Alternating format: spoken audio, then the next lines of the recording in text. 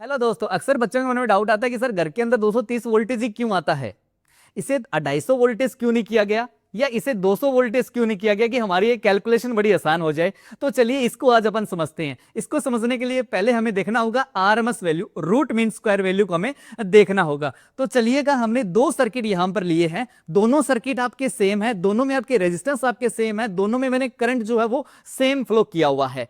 देखिएगा, एक में only for AC supply flow की है, दूसरे मैंने डीसी सप्लाई फ्लो की है। तो देखिए जूल्स लॉ क्या कहता है कि दोनों जो सर्किट है वो हीट जनरेट करेंगे। तो दोनों ने हीट जनरेट किया, इसने एच हीट जनरेट किया और इसने भी एच हीट जनरेट किया। तो देखा कि दोनों ने जो एच हीट जनरेट किया है, लेकिन ज्यादा हीट जनरेट कौन कर रहा है? तो हमारा डीसी सप्लाई जो ज्यादा हीट जनरेट कर रही है यहां से, और एसी सप्लाई हमारी कम हीट जनरेट कर रही है।